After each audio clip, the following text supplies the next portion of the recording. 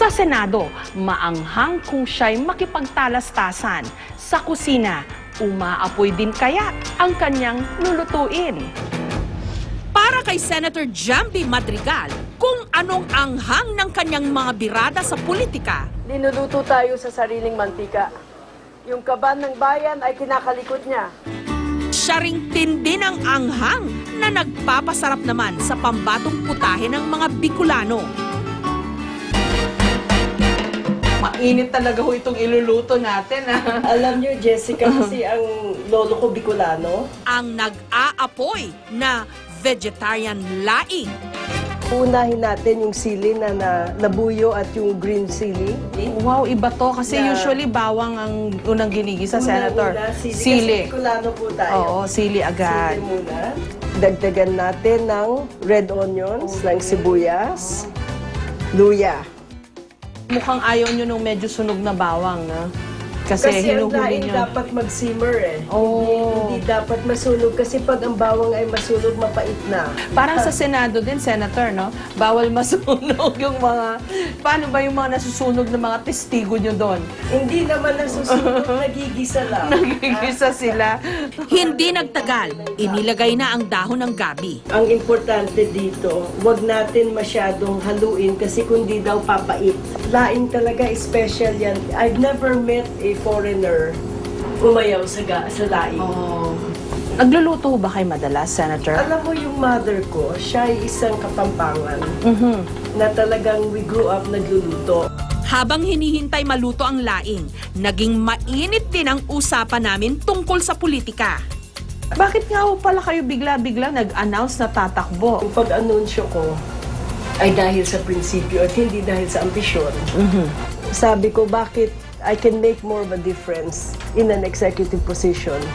And that is all. Kung matalo ako, at least I tried. Kaya lang daw kayo tumakbo para asarin si Senator Villar.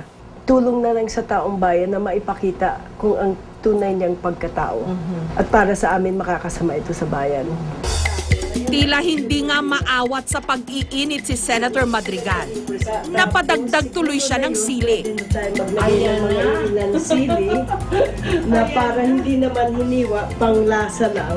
Kasing anghang ng mga tanong nyo pagka nagkaka-investigasyon sa Senado. Opo, Jessica.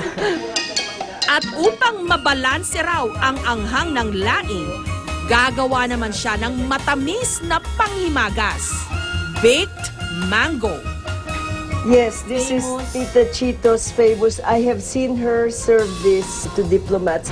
Kasalukuyang pinaglalabanan sa korte ni na Madrigal kontra sarili niyang kapatid at ng kanyang pinsan ang yamang iniwan ng kanilang tiyahin, si Chito Madrigal Collantes. Gayunman, may isang namana si Jamby na tiyak na hindi na maaagaw sa kanya.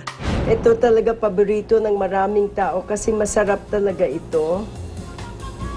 Magagalit yung tita ko sa akin kasi dapat secret yung recipe nito eh. Pag buhay siya, hindi niya papayagan na i-share nito. Hindi siguro. Pero kung sigurado siyang mananalo ako bilang presidente, dahil sa recipe na ito, siguro papayagan niya. Simple lang daw itong gawin. I-roll nyo sa brown sugar yung mango, isa-isa. Sunod namang inihalo ang rum at butter at saka isinalang sa oven. 350.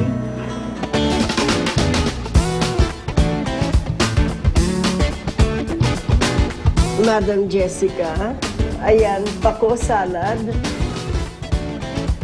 Bibigyan kita ng laing na sana naman hindi masyadong maanghang. Ang sarap, Senator. Kuhang-kuha ninyo yung pagka-Bicolano ng laing. At syempre, heto na ang pinakahinihintay kong dessert. This is a real Christmas dish. Decadent. Sinful. Ang sarap. Many have asked for the recipe, few have succeeded. Ngayon alam ko na. A very deep pleasure to cook for you because you like to eat.